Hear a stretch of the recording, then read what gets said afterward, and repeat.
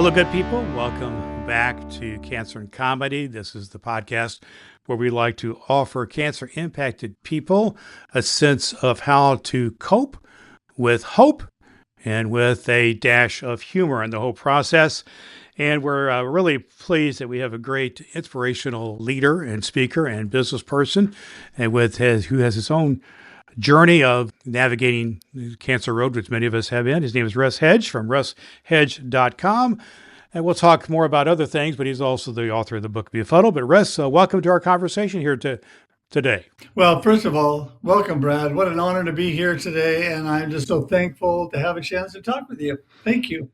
Well, it's a blessing to me. And I've been got to know you a little bit here through some conversations and reading your website and some of the testimonies about you. And that's you've got an inspirational story. We'll get into the nitty gritty of it here in just a minute. But I know one of the things that you shared with me is you like to do when you start off a talk or start off some sort of a consulting or some sort of an event that you're at is to have laughter as a part of it, some sort of a laughter therapy exercise or something like this. So tell me a little bit about that. And particularly, what is something that's happened in your life, recently, last few days or week or so, that put a smile on your face or made you laugh? Well, first of all, I just want to comment to that I love starting with laughter because what an amazing way to get people feeling good. Yes. And when I'm speaking and doing my inspirational speaking, I love to do that. And I love laughter. And I can tell you, I've had some great moments laughing at myself recently, like this morning when I set off the alarms on both of my cars, both the panic alarms at the same time. It was a good one because, first of all, part of this whole journey, I am very hard of hearing. Okay. And thank God for AirPods and things that go directly in my ears that help me with that, the hearing aids that I normally wear. But when I am out and about in regular life, I don't hear super well. And so, first of all, I didn't know which car that I had set off. And in trying to turn it off, I actually activated the other car. That's one way to make it. My wife's trying to flag me down to tell me which car it is. It was hilarious. Oh, my. And that was just this morning. And that made me laugh. And it gave me sometimes we just have to laugh at ourselves. It also makes you really popular in the neighborhood, too, when you're setting off the car alarms and everybody's dealing with that. So that's great. It's awesome that when things can make us laugh. I know that I enjoy my grandchildren. I got to visit with them a couple of days ago over the weekend, and they were doing silly stuff. They're 4 and 7 years old, and they're doing flip-flops and doing games, and just made me laugh. And it makes you feel good to start your life out like that because there's a lot of difficult things in life that we deal with, and a lot of challenges, a lot of negativity, a lot of depression, and a lot of people who are dealing with hopelessness. And you've had your share of challenges to deal with, including the area of cancer. And so tell us about some of these challenges that you've dealt with, and that'll help us and kind of set the stage for what's next, or how you've been dealing with that. Yeah. Well, wow. Where to start, actually. I have, over the last just several years, had a couple very monumental things happen in my life. First of all, both my parents moved into senior living. My dad had lung cancer. My mama had Alzheimer's. Okay. And so went through that whole process. Both of them are now in heaven. But the whole journey actually, not only was it difficult and challenging, but it was also the most fulfilling and some of the best time of my life with them. And I can tell you, they were amazing parents. So I had a really, really good life. But it was the last years were some of the closest with my parents, especially my mama, because she lasted through Alzheimer's for several years and that whole process. So then, right on the day she went to heaven, which was my dad's birthday, July 18th, about 3 years ago, I found out I had a wart on the bottom of my foot, I thought. And what that turned into, find out about a month later, was it was actually melanoma. And it went from stage 2A to finding it metastasized to my groin, stage 3C. Then after they thought they got it through 2 rounds of treatment and surgery, about a year later, it showed up again, stage 4, in my lungs and my brain. Oh, wow. And so quite a process. So this last, 5, 6 years has been kind of a whirlwind for me. Mm. And the fact that you started that whole process with, the grief and everything else went along with losing your mom and your dad in a short order there in the same day. And then it seemed to me, maybe I'm wrong here, but your reaction was that a wart on your foot, it's bothersome, but it's not the type of thing you would think is going to be life threatening, but it kind of advanced quickly, didn't it? So tell me a little bit about your mental process, how you kind of dealt with something that seemed kind of relatively minor, and all of a sudden it ratcheted pretty quick. Sure, yeah. Well, I mean, let's face it. When somebody tells you have cancer, your kind of heart kind of stops for a moment because you don't want to hear that word. Hmm. But when they explained it to me, what had happened was from what looked like a wart, about a month later, it was about the size of a quarter and it was black. That's why I went in and had it biopsied, and of course it came back invasive melanoma, one of the worst types. And then before I was able to get into surgery, when they went into surgery, they did lymph node mapping, and they traced it up to my groin. It had already metastasized. So my mindset at the very beginning was, okay, they're going to get this, no big deal. I'm going to get through it. I'm a really positive guy, so I was going to fly through it, and I was just going to tell everybody God is good and that I'm going to make it. All is going to be great. And then when I get the call after the surgery, and now I'm laid up I couldn't walk on my foot for over 8 weeks because they basically had cut up a good chunk of my foot and redone it, right? Yeah. They did surgery and then they did plastic surgery, took out the whole instep of my foot and redid it. And so then I found out it was in my groin and that I was going to have cancer treatment. So I went into immunotherapy. Hmm. That hit a little bit harder. And after some tears with my family, Sure. I woke up the next day. My dad always said, tomorrow's a new day. That's what he always Okay. told me. You know what? Today may be lousy, but tomorrow's a new day, fresh perspective. I woke up and I thought, okay, I heard God saying to me, you've got this. It's okay. I got you, and you're going to make it. You're just going to get in there, and you're going to do what the doctors say, and you're going to take care of yourself. So sure enough, move forward. Everything was going okay. Found more cancer actually a few months later, so they changed up the treatment. Then the real side effects started. This is where a lot of the problems that I'm having now started. The second treatment, a different medication on immunotherapy, my body didn't like it. Okay. And so I'd already had one round. First round was like 4 treatments. Second round, one treatment, my body blew up. Suddenly I end up in the hospital. I call my doctor. They said, call 911 and have them pick you up now. Transport me to the hospital. Found out my blood sugar is going through the roof. Nobody Hmm. knows what's going on. And Wow. now we find out the treatment shut down my pancreas. It's Oh not my. creating insulin. So now I'm a type 1 diabetic. And then lots of other issues. I mean, pretty much every side effect, sick and horrible and fever and all kind of rashes and all kinds of things were happening. Not good. So they stopped that treatment. And then we went back to surgery. So they went in, they took out all the lymph nodes in the upper part of my groin, thought they got everything. Actually, all the doctors conferred, didn't see any cancer, all was good. Everybody was happy. And so we moved forward. They were doing quarterly checks.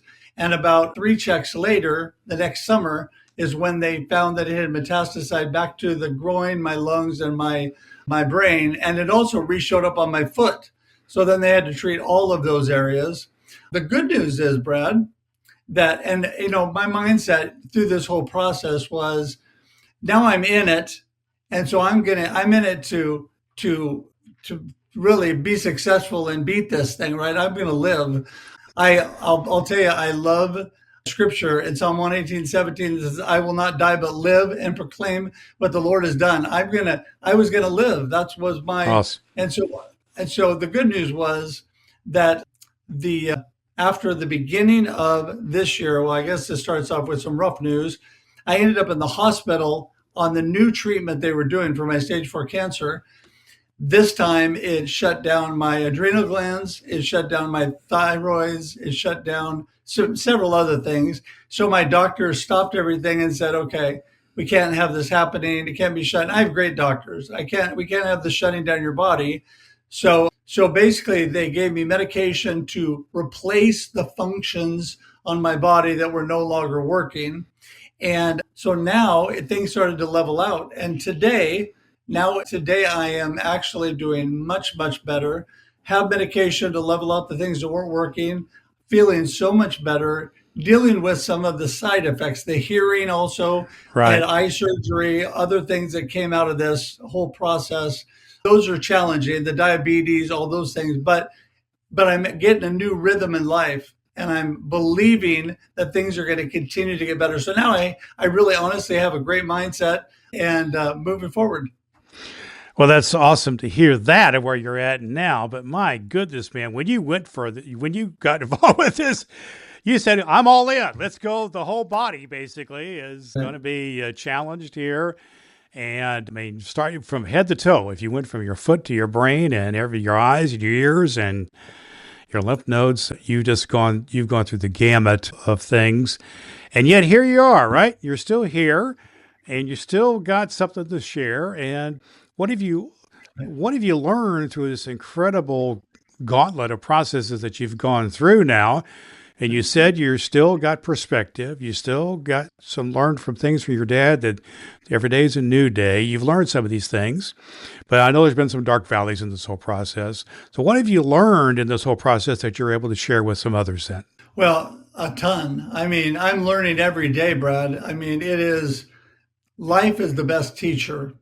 And what I have done is I've gone from believing all of these things to then living and having to live what I believe, right? So I've always had a good mindset, a good perspective, but never had to live through all that I've gone through over the last several years. And so I have learned that, you know what? No matter what happens to me, my circumstances do not define me, that I have so much power in the perspective that I bring every day. And I love the quote by Chip Ingram. He's got a divine equation that circumstances plus perspective equals experience. And what that means is living above your circumstances occurs when your perspective interprets your circumstances and rather than your circumstances determining your perspective.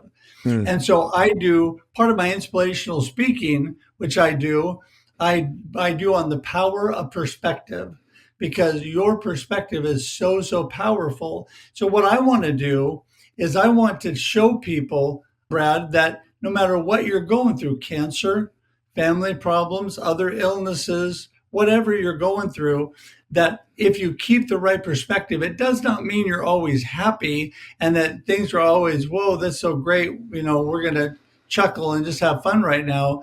No, but it does mean that you have hope and faith you're going to make it through to a better day, that you're going to make it through the process and come out better on the other end. And I truly, truly believe that. And I keep that perspective every day. And that's what gets me through trusting God and keeping a good perspective. Well, that's awesome. Keeping the proper perspective to help you get through the tough times and be an inspiration to others. I know you come from a sales and marketing background, and so did any of that come into play? Was any of that helpful to you at all in just dealing with what you're dealing with and then sharing with others? Yeah, I really think so. You know, over the years, I learned that not to take things personally and not to, and through the sales process, and not to get myself too up or down, too high or low through the yeses and nos, the positives and negatives. And so I think that really helped me now later in life, you know, having that type of personality. And I'm also a very positive guy. So, you know, Okay. I joke sometimes, Brad, that I had an unfair advantage because God already made me as a positive, good mindset, good perspective kind of personality. And Right. I'm my mama's son. My mama was the happiest person alive. If anybody ever wants to go to my YouTube page at Russ Hedge and check out Happy Moments with Mama, way back at the beginning when I started my YouTube page, we would laugh and she called it laughing and lapping. We would walk around her Hmm. memory care. This is while she was in memory care. We would laugh and sing and do laps walking. And it was all about the perspective of having joy right at that moment. No matter what, she didn't even really know half the time what we were singing and talking about, but she was having fun and joy through it. And so the fact that you can have joy, laughter, and you can have a good sense through struggles is something that is totally possible, but people have to choose that. It's up Yeah. to what you choose, It's right? about the choice of joy over the choice of demise Yes. and dark places, which so many people go to, and what we try to speak to here in Cancer and Comedy, and what you're speaking to in your inspirational speaking and leadership, is to help make some choices that are about life, not about death and doom, but about life. And I Right. love to hear that. But one of the things you've mentioned here a time or two is connections with other people and connections with a higher power, with God. Tell me a little bit about that. Tell me about connections that you had, family, friends, others that may have been a part of this process. Let's go there first, and then we Okay. might dive into the faith perspective. So I truly believe that connection and community building is the foundation for life. I tell everybody on my Marketing with Russ live stream show that connection and community building is the foundation of any good marketing plan, any good business, really any good life. And so, what it does is it builds a support system. And I did this over the years of my sales and marketing, Brad, that created a community that then when I went through cancer and when I went through all that I did with my parents, this community surrounded me and loved me and blessed me. But I also really felt driven through this whole process. I really felt like God had wanted me to share my journey. And so I started sharing posts on Facebook and LinkedIn about what I was going through. This is where a lot of my community started coming back to me and saying, listen, we're praying for you, but thank you. You're giving me hope and inspiration, making it through all that you're going through with the perspective and the mindset that you have. And what that did is it brought people in the door, not only that I could pray for and I could be with, but that actually then had to go through the cancer journey. And I've had many friends during my cancer journey, Brad, that have already come and gone to heaven during Hmm. my cancer journey that were inspired by me and came to me and leaned on my inspiration and prayer and trusting that things were going to be better. And everybody has their own beliefs and their own perspective. My perspective is all of us are going to die at some point Sure, because we have mortal bodies, right? And that's something that we just all have to accept. No matter how much we believe and how much we do, we're going to all die on this earth at some point. But sure. to me, there's always hope after, right? There's always hope after with God. And so things always look better on the other side, no matter where you're at. Well, take me inside one of those relationships that you mentioned there, Russ. You mentioned how you've had some people who've gone on to heaven, and but you had it sound like kind of a shift, a kind of a specialness in your relationship with Aaron. Without Right. divulging anything you don't really want to divulge, but can you kind of describe the nature of the one of those relationships and how it was impactful upon you, or maybe what you said or were part of was impactful upon them? Well, one just happened very recently. A really good friend of mine, and she had breast cancer years ago, and they took care of it, and she was cancer free. I believe I'm not 100% sure on my timeline, but I believe for over 20 years. Had a wonderful husband and family, and then she went on vacation just recently. She sent me a Father's Day card, in fact, this last June, telling me how much she was praying for me and inspired by me, and everybody was supporting me, and she was very supportive and uplifting. When she came back from that vacation, right after that, she didn't feel well. Went to the doctor, found out that the cancer had come back in her bones and her Mm, lungs. She was gone within a couple months, and goodness. it happened very quickly. But during that time, she confided in me. I was able to talk with her and pray with her and encourage her. I was able to talk with her family, and she even I visited her in the hospital just days before her. She called me like probably a day or two before she went to heaven, and it was just such an honor for me to walk through this with her. But at the same time, I think I brought her some hope, Mm, not because of me, but because of the fact that I kept a good perspective and mindset through everything. And I really give God all the glory for that, honestly. I mean, it's not my strength, it's his strength, but Sure. that helped her through the process. And it really meant to me. And even though it was very hard on me to lose a friend, Sure. in fact, in this circle of friends that I have that I'm talking about that she was in, this it was a small circle in a chamber of commerce. I've lost two of them over the last 3.5 years, I think, to Wow. cancer. And so it can be really tough, but that's where perspective comes in.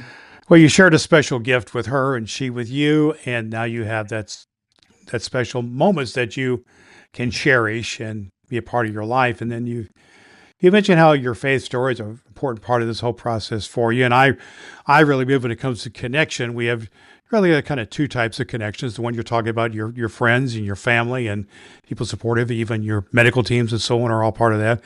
But then there's a greater perspective of something greater than ourselves.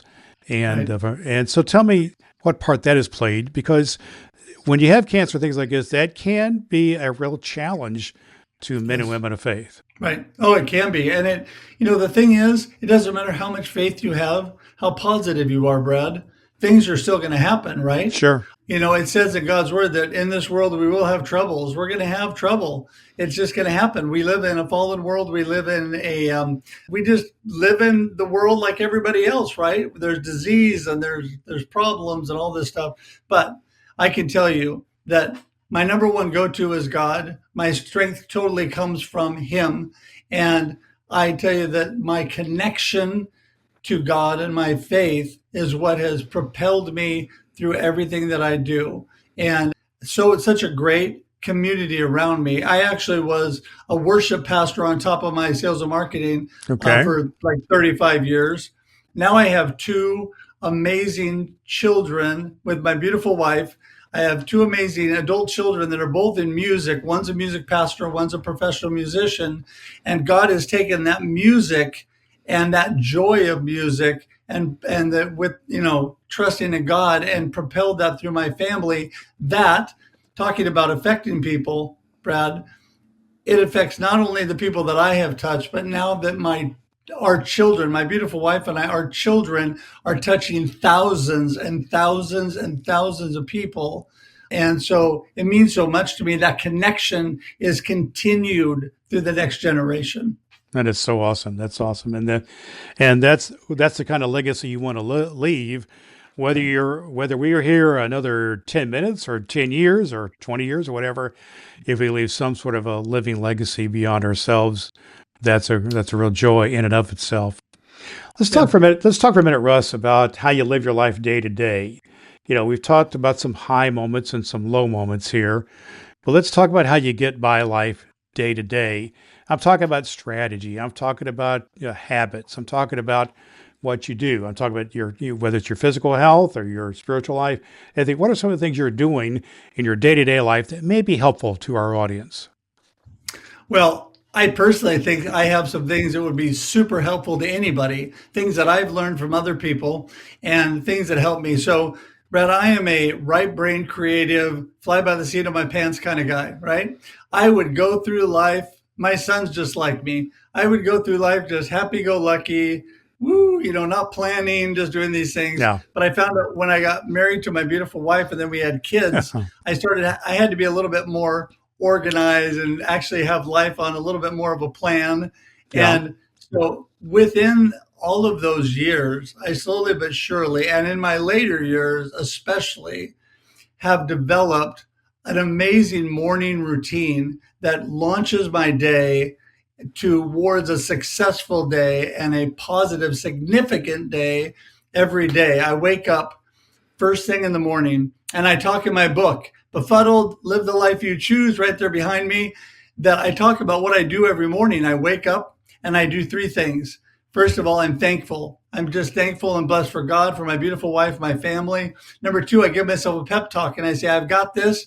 God's given me the talents and abilities to do what I need to do. I'm going to go get them. Number three, I say, today's going to be awesome. And people laugh at me because I'm a 4 a.m. guy, right? I get up early and they said, there's no way we're saying that in the morning. But what I do is I set my mindset on today's going to be awesome. And when you are got a filter of awesome that everything is going through, things look a whole lot better, even when they're bad. And so that's how I start. I always obviously pray, and then I get up and I actually do journaling, prayer devotions, and exercise every morning. I walk. I used to run, but I had knee replacement surgery several years ago. So now I walk every morning to exercise. And so those things really get me moving and give me then some space to then start planning and focusing on what the day has ahead. And I can tell you, Brad, that this process recently has had a little glitch, another little bump in the road. My joy and my little beagle and Mm, companion Maddie, who walked with me every morning, she had to be sent to doggy heaven not long ago, and it was that's horribly hard on me. In that's fact, terrible. as the process happened, I held her and hugged her and bawled hysterically. Uh, And my beautiful wife, though, came to me and said, "Honey, listen, I love you. I know this is hard. I'm going to start walking with you every morning."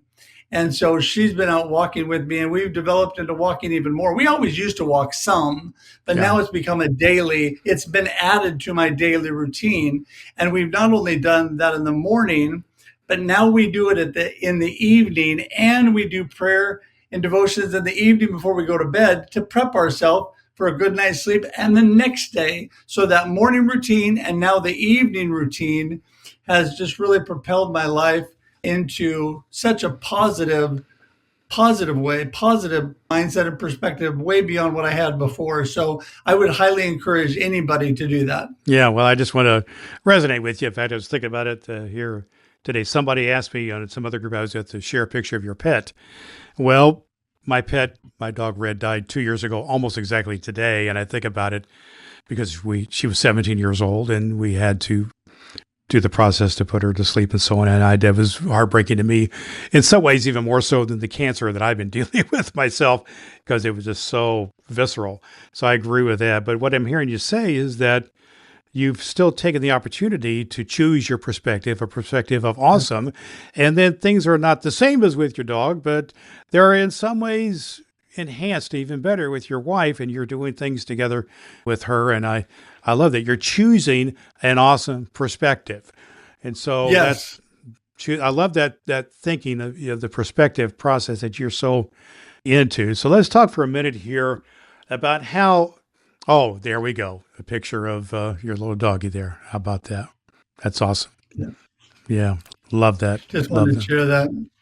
What was your dog's name again? I forget. You just told me.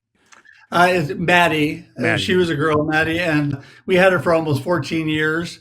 She was very popular on YouTube Shorts. If anybody wants to see me and Maddie, go to @Russ Hedge on YouTube, and you will see lots of YouTube Shorts with Maddie. She was very popular and way more popular than me. There you go. There you go.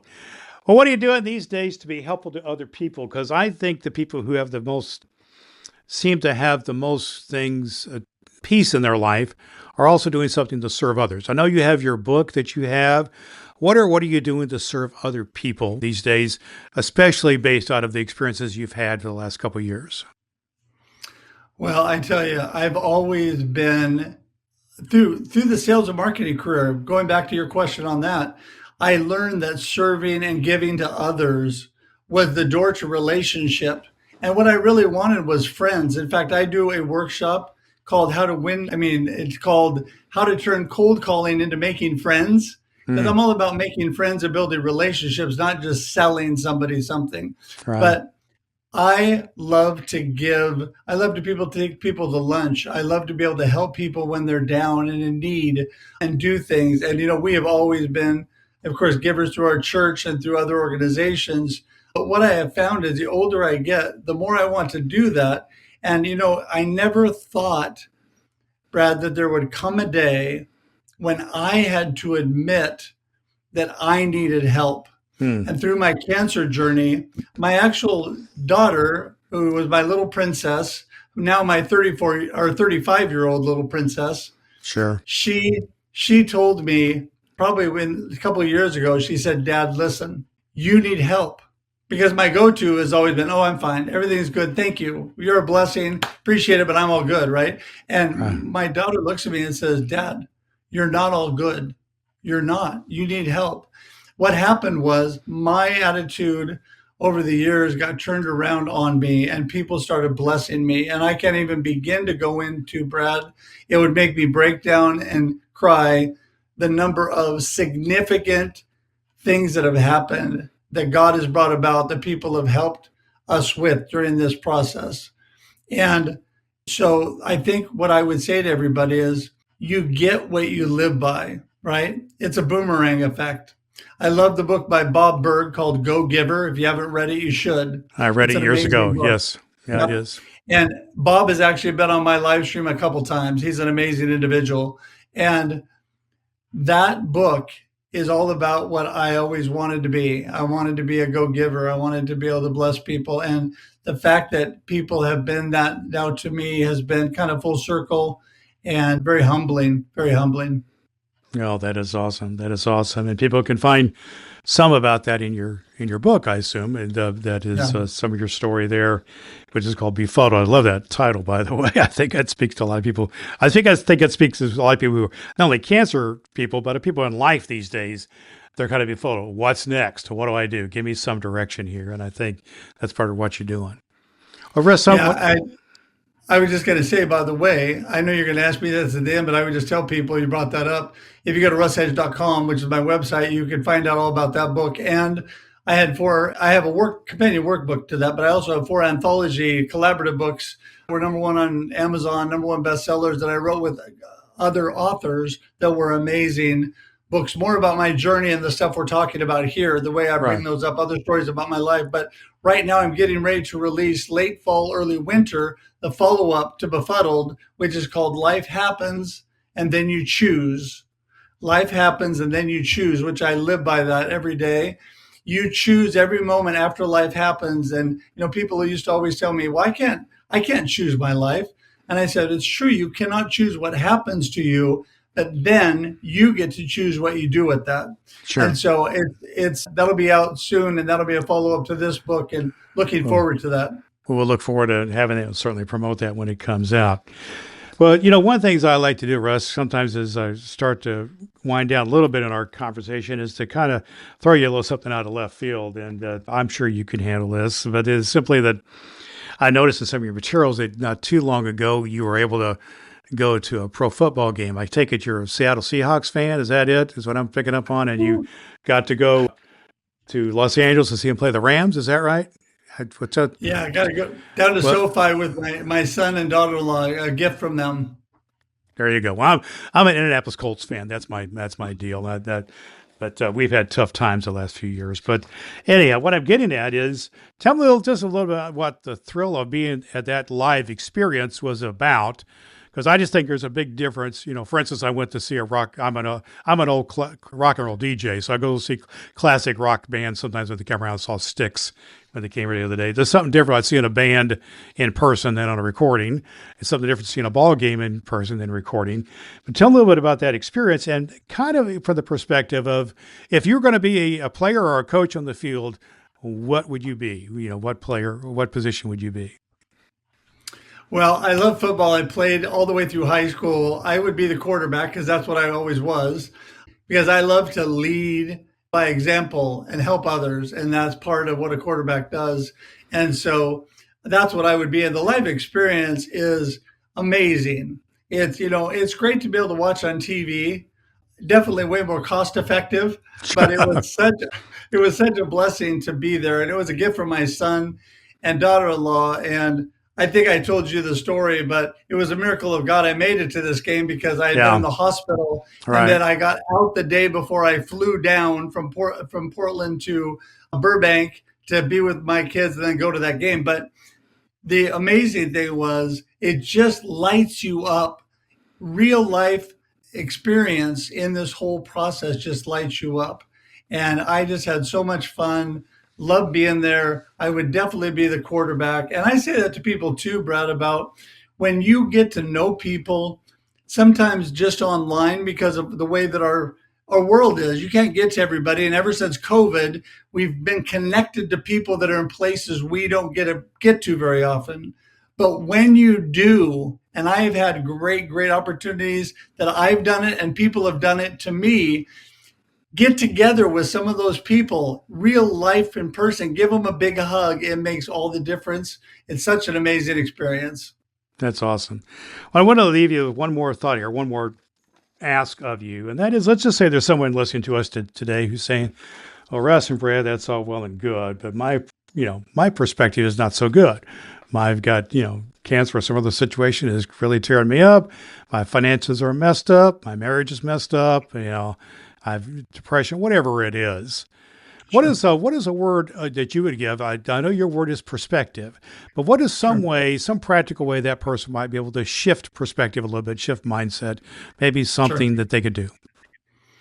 Well, first of all, I would tell them, I don't know where you are and all that you're going through, but I can definitely relate because I've been through similar circumstances, both with my health, obviously, with my finances, with life, everything coming down. There were times through the journey, the cancer journey, that I was just ready for God to take me home to heaven because I thought, I don't know that I can take much more of what I'm going through. And so I can understand all of these things happening. And you know what? It's okay to not be okay. People need to realize we're not happy go lucky and everything is wonderful every moment. It's okay not to be okay. But the qualifier to that is don't stay there. Hmm. Don't allow yourself. You have the power to shift your perspective. That is where the power of perspective comes in. You have the power to shift that perspective. How? It is very difficult. It's not easy. There's no simple snap your fingers and it happens. It's one step at a time. It's help moving forward and finding solutions, trusting God and believing that there's better days ahead. That shift happens slowly, and over time, you suddenly start to get the perspective with the help of God and other people, obviously, in whatever circumstance you're going through. You start to build a little bit of momentum through the good things, celebrate the little wins, the little things that happen. And next thing you know, you're moving in a positive direction. You can make it through. And if you need help, I am always here. You can always talk to me. I have had people from all over the world that come to me and talk to me about the situations they're going through. And I'd love to do that for you. Just go to russhedge.com. My connect link is there. I'm always happy to do that. Well, I love to hear what you said there. Shift perspective, but you still have to do the one to shift. But That's right. things can and they will happen. We thank you Right. for being with us today. His name, Russ Hedge from russhedge.com. You'll find a abundance of resources right there on his website, including his book, Befuddled, and other books he's been a part of, and some really cool blog posts and some of the teaching that he does. And I invite you to check that out, russhedge.com. We'll put links to his website and his resources at our website, cancerandcomedy.com. And certainly when his new book comes out, we'll have links to that as well. Our guest today here in Cancer and Comedy, Russ Hedge. Thank you for being our guest today, Russ.